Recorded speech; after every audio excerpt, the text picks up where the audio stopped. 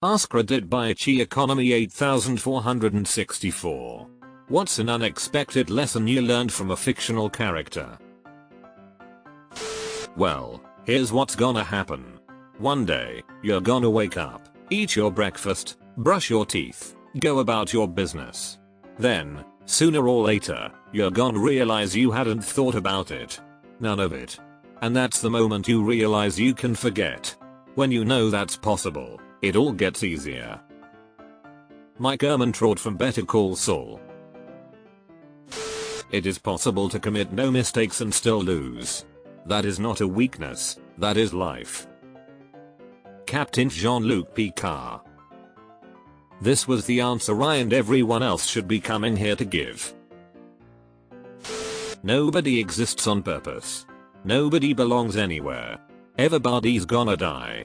Come watch TV, Morty Smith.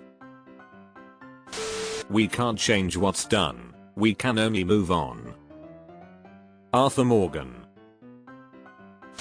For my whole life, I didn't know if I even really existed. But I do, and people are starting to notice. Joker.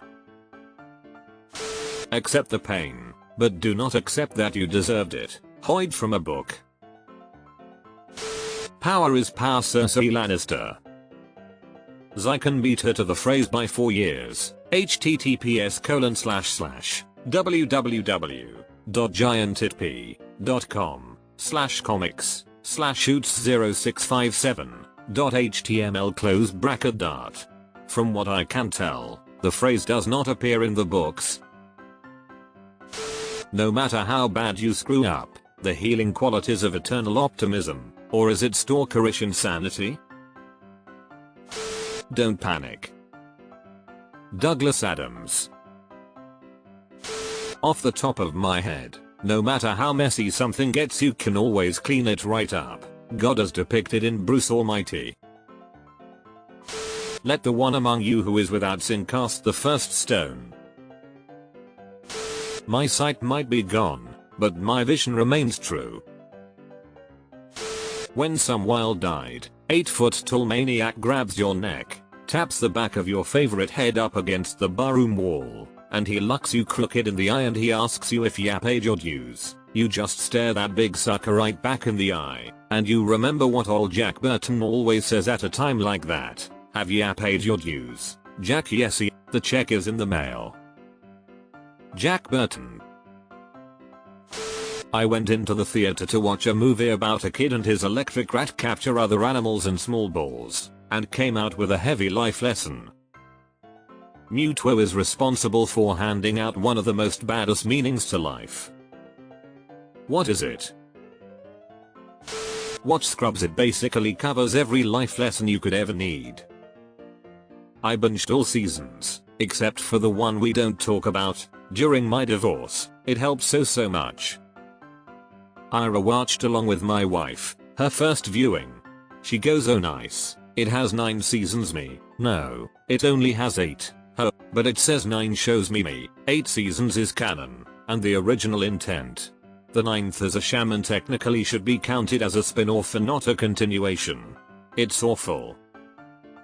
We stopped after 8.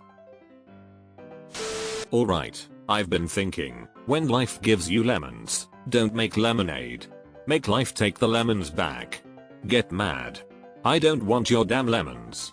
What am I supposed to do with these? Demand to see life's manager. Make life through the day it thought it could give Cave Johnson lemons. Do you know who I am? I'm the man who's gonna burn your house down with the lemons, Cave Johnson. Portal 2. Mr. Turner taught me who is to blame for all the problems in the world. Dinkleberg.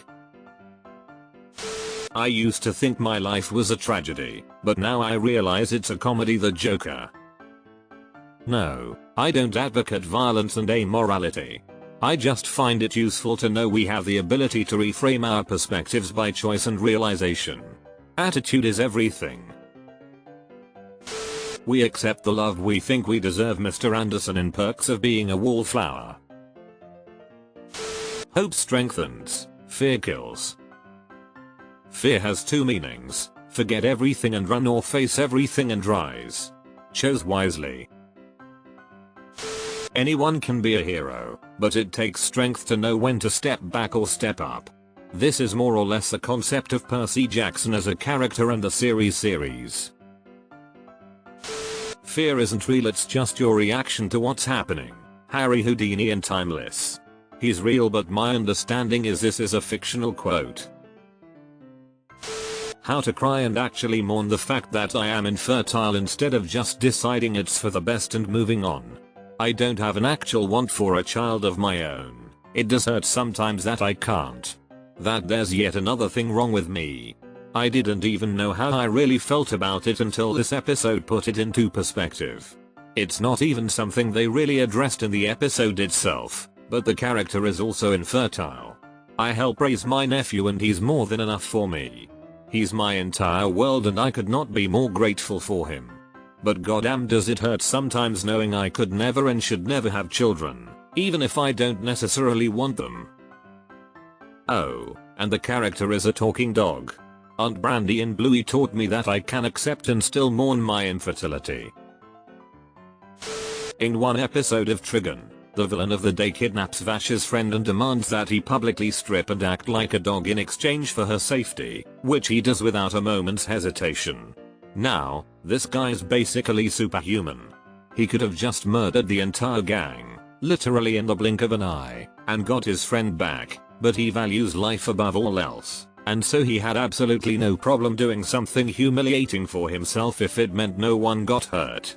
That's taught me that pride and dignity are not the same thing, and that losing the latter for the sake of preserving the former is dumb and selfish. When everyone's super, no one will be. Syndrome.